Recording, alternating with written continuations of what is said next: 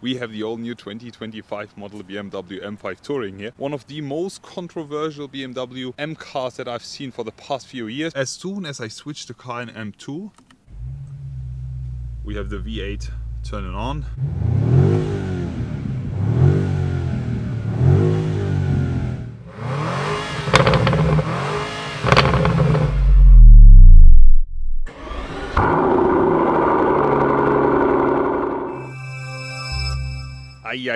Today is one of those days. Hello guys and welcome back to another video. As you guys can already see, it's pretty cloudy, but here in Munich the sun is shining because we have the all-new 2025 model BMW M5 Touring here, and we will be experiencing it for the first time ever. The rebirth of a legend. As BMW showed us the all-new M5, the limousine version of this one here, they've decided to also give us a touring version of the iconic M5. And in today's video I will be telling you everything you need to know about the car. As you guys might notice, it has a charger port right over there because the new BMW M5 is actually a 4.4 liter V8 hybrid. Let me show you more. Lifting that up to show you the iconic 4.4 liter V8 from BMW, which is powering this M5 Touring. But that's not all about it, because we have the 4.4 liter V8 which is producing in total 585 horsepower, but in addition to that we have an electric drive unit which gives us another 197 horsepower. So the new BMW M5 is actually a 727 horsepower beast. It's a menace. 750 newton meters of torque coming from the V8 and 200 newton meters from the electric drive unit, making it a plus 1000 newton meters strong car which does a 0 to 100 sprint in 3.5 seconds. Top speed is limited at 250, but if you go and get yourself the M Drivers package, which is optional, will give you a top speed of 305 kph, which is crazy. Yes, the car has received a lot of hate when they first showed it to the public world. It's one of the most controversial BMW M cars that I've seen for the past few years because of its weight. The total weight of this car is plus 2,400 kilos, with the Touring almost talking about 2,500 kilos, which is quite a lot, and which is a crazy jump if you compare it with the predecessor. Because with the previous generation M5 we were talking about a total weight of 1,900 horsepower coming with almost the same horsepower. I mean, it was less, but since it was lighter, the 0 to 100 sprint was even faster than the latest version. However, I think they've done an amazing job, and if you compare it with the competition, there is no more E63. Also no E63 Estate, so this will be the only car available for you to buy as an Estate model. This is also coming to the US. The main market is actually Germany. It's an Estate and a Touring obsessed country. Anyways, the most interesting part is when talking about the price, because the price for a regular M5 is at 144,000 euros in Germany, and for the Touring you're paying 146,000 euros, just 2,000 euros more. And if you now compare this regular M5 limousine with its main competitor, the AMG GT63 SE Performance, the other V8 hybrid coming from a Falterbach, we're already talking about a base price of plus 200,000 euros. So this is way more cheaper, and BMW is the only to offer this product as an Estate or Touring, as they love to call it. Guys, I'm telling you, sun yellow looks absolutely fabulous.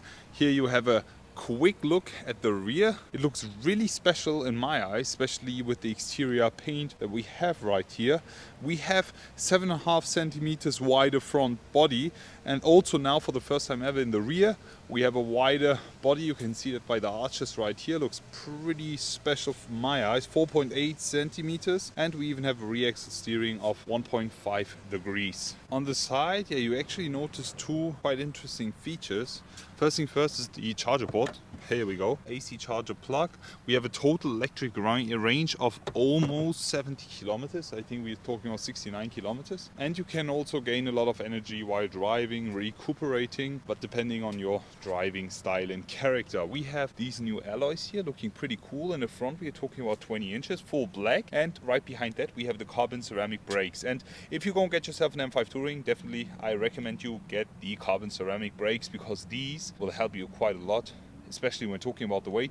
Makes the car drive even easier, in my opinion. Full black finish, there's quite a lot more wheel options for the M5. Amazingly shaped wheel arches, the body looks very cool, the boxy iconic BMW design. Here in the back we're actually talking about 21 inches here, with the carbon ceramic brakes here giving us another cool detail and highlight. Yeah, in the rear we have this additional rear spoiler, nicely shaped. We have the exhaust tips in general. They, in my opinion, look quite small. I wish they were bigger. The sound is pretty cool. We'll be showing you that in a second.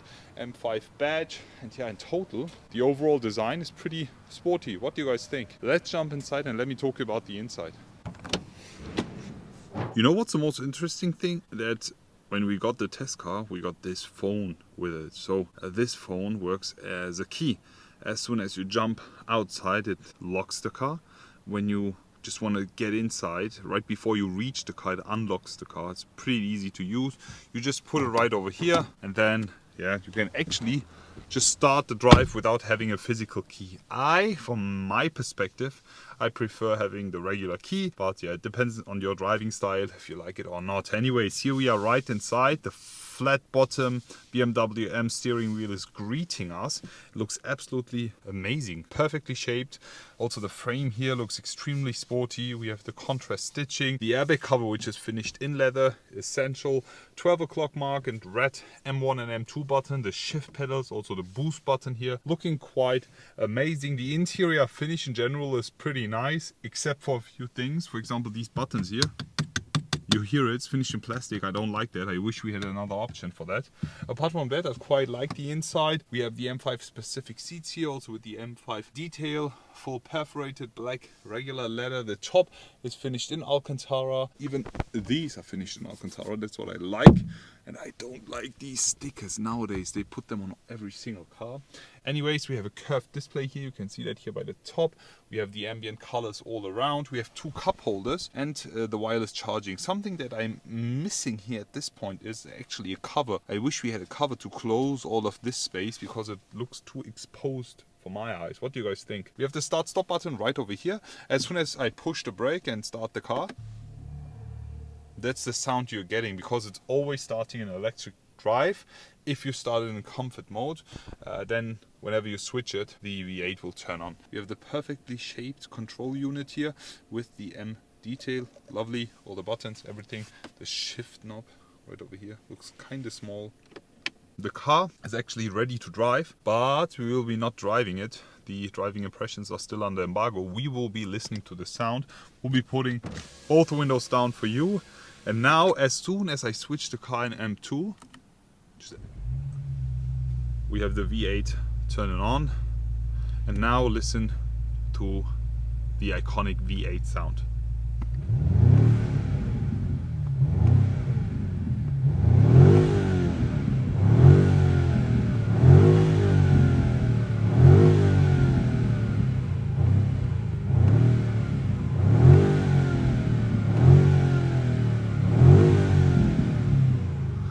Pretty okay sounds, less sound than the previous generation, obviously due to regulations. We have a soft limiter at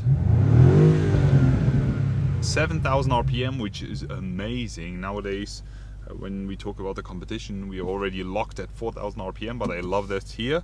In the inside, the sound is not really getting through, but in the outside it's way louder. So let me just show you that.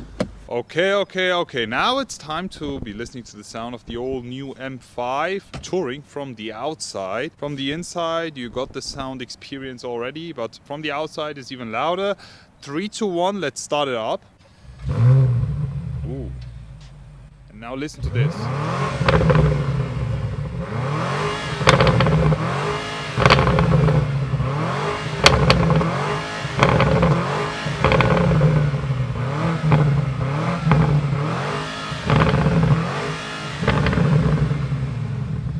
Honestly speaking, the sound is pretty nice. I don't get why people were hating it back in the days. You really need to be pushing it all the way up to the rev limiter to get some nice pops and bangs. But yeah, in low RPM it sounds not that loud. Anyways, I'm pretty happy with the sound. I'm pretty happy with the engine setup that BMW has given us. Guys, rate the all new BMW M5 Touring from 1 to 10 in the comment section below. I'm already looking forward to see you all again and wish you an amazing day. I will be back.